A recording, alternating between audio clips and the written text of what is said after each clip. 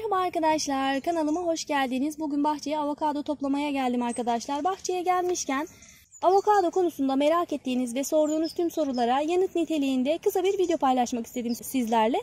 Özellikle avokado konusunda çok fazla soru alıyorum. Bu artık böyle popülerleşmeye, herkes tarafından dikilmeye başlana gelen bir meyve oldu. Daha önceden çekirdekten avokado yetiştirme ve avokado aşılama ile ilgili videolar paylaşmıştım arkadaşlar. İzlemek isterseniz yukarıdaki linke tıklayabilirsiniz. Bugün daha çok avokado türleri, avokadonun yetişme koşullarından bahsedeceğim. Öncelikle bilmeniz gereken avokadonun döllenme biyolojisinin diğer meyvelere oranla biraz daha farklı olması. Bunun sebebi ise avokadoda hem dişi üreme organı hem de erkek üreme organı bulunuyor arkadaşlar. Erkek ve dişi üreme organlarının olgunlaşma zamanları farklı olduğu için A ve B tipi diye ayrılıyor bunlar. Mesela A tipi günün sabahında dişi, ertesi gün öğleden sonra erkek üreme organına sahip oluyormuş. Bu sebepten dolayı tozlaşmayı sağlayabilmek, yüksek verim elde edebilmek için farklı türlerden meyveler dikmeniz gerekiyor arkadaşlar. Bu türler de A tipi ve B tipi diye ayrılıyor. Özellikle ticari maksatlı yapmayı düşünenler kesinlikle bunlara dikkat ederek birbirini tozlayacak türleri tercih etmelidir. Verimi yüksek tutmak için bunu yapmanız gerekiyor arkadaşlar. Diğer değinmemiz gereken konu ise iklim arkadaşlar. Avokado hangi şartlarda yetişir? Bir kere tropikal iklimi seven bir meyve. Son yıllarda neredeyse ülkemizin çoğu şehrinde iklim değişikliğinden dolayı yetişebilecek düzeye geldi. Türlerine göre de iklim tercihleri değişiklik gösteriyor. Mesela has cinsi -1 derecenin altındaki sıcaklıklara düşünce pek verimli olmuyor ama mesela Bacon ve Zutano cinsleri veya Ettinger bunlar -4-5 dereceye kadar dayanıklı oluyor. Tabii bu sıcaklık özellikle çiçeklenme döneminde önem teşkil ediyor arkadaşlar. Zutano erkenci bir cins. Eylül ayında olgunlaşmaya başlıyor. Kasım ayına kadar ürün veriyor. Ülkemizde hatta özellikle bizim yöremizde has cinsi daha yaygın. Biliyorsunuz yöremiz dediğim Antalya. Zaten avokado üretiminin %90'ını Antalya bölgesinden oluyor. Buralarda da has cinsi yaygın. Has cinsi Kasım'da olgunlaşmaya başlıyor. Serin iklimlerde yaz ortasına kadar ağaç üstünde kalabiliyor. Bizim köyde Haziran ayına kadar ağaçlarda meyvemiz bitmiyor ama tabi toplarsanız, ağaçta çok meyve bırakmazsanız çiçeklenme zamanında bitki daha güçlü oluyor ve sonraki senenin verimi daha iyi oluyor. İyi bakım yaparak ağaç üstünde çok bekletmemekte fayda sağlıyor yani. Has cinsi yağlı ve tercih edilen bir cins arkadaşlar. Dışı pütürlü. Has cinsinin tozlayıcısı ise Bacon. Bacon cinsinin tozlayıcısı da hastır. Her ikisinde de Kasım gibi toplanmaya başlar. Avokadonun dış kabuğu da önemli arkadaşlar. Mesela Bacon cinsinin kabuğu biraz daha ince oluyor.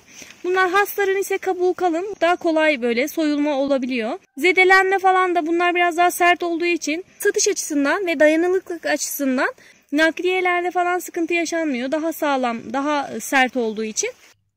Toplarken yumuşamasını beklemiyoruz arkadaşlar. Yumuşamadan toplamanız gerekiyor. Böyle iyileşmeye başladığında artık topluyoruz. Vakti gelmiş demek oluyor.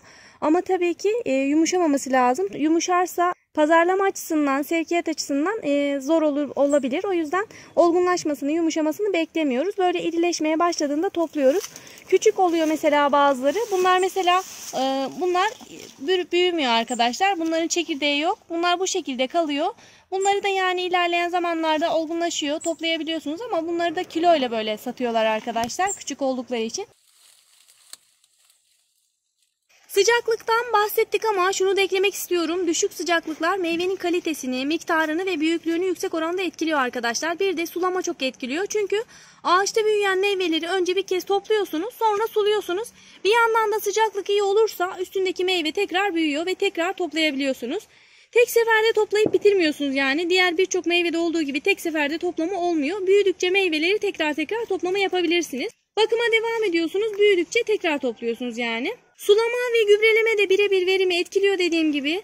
Özellikle gübrelemeye dikkat etmeniz gerekiyor. İlkbaharda ve sonbaharda gübreleme yaparsanız ve sulaması iyi olursa meyvenin gelişimi, ağacın gelişimi doğrudan etkileniyor. Avokado çekirdekten yetiştirilebildiği gibi çelikle de çoğaltılabiliyor. Ama çelikle denedim ben. Çekirdekten daha güçsüz ve daha geç büyüme gösterdi. Çekirdekle çoğaltmada aşılama meyve verimini oldukça etkiliyor. Aşısız ağaçlar da meyve veriyor ama arkadaşlar. Daha geç veriyor, daha az meyve veriyor ama aşısız olanlar da meyve veriyor. Aşılamayı da ilkbaharda ve sonbaharda yapabilirsiniz. Bizim buralarda genellikle ilkbaharda yapılıyor. Sonbaharda tabii böyle çok soğuklara da kalmaması gerekiyor. Çünkü soğuklardan etkilenip aşınız tutmayabilir. Almış olduğunuz meyvelerin çekirdeklerini atmayın arkadaşlar. Siz de kendiniz dikip meyvenizi yetiştirebilirsiniz. Şu an tükettiğiniz meyveleri saksılara dikerek ilkbaharda 5-6 ay sonra, yani ilkbahara geldiğinde 5-6 ay kadar sonra aşı yapabilirsiniz ve bahçeye dikebilirsiniz. Çekirdeği de dikmek çok basit arkadaşlar. Video paylaşmıştım. Onu izleyebilirsiniz. Dikmeden önce 2 gün ıslatırsanız daha hızlı yeşerir ve daha çabuk olur. Diktikten sonra da sulamayı ihmal etmemeniz gerekiyor. Avokado suyu seven bir ağaç türü. Bizim buralar sıcak olduğu için yazın özellikle haftada 2 kez sulama yapmak gerekiyor.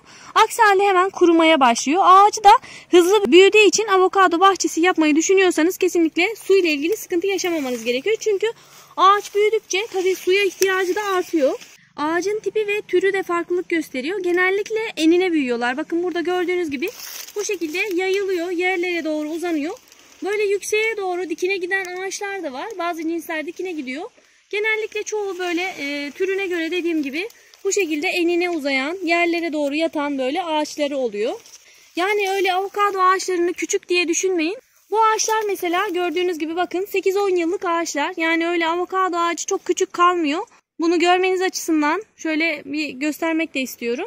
Çekirdekten yetiştirdiğiniz fideleri dikerken de dikim aralığını kendiniz ayarlamalısınız. Böyle enine giden, bakın şu bahçede gördüğünüz gibi bunlar gibi olursa, eğer enine uzarsa 8'e 8 şeklinde dikebilirsiniz. Yani o şekilde fidancılar tavsiye ediyor.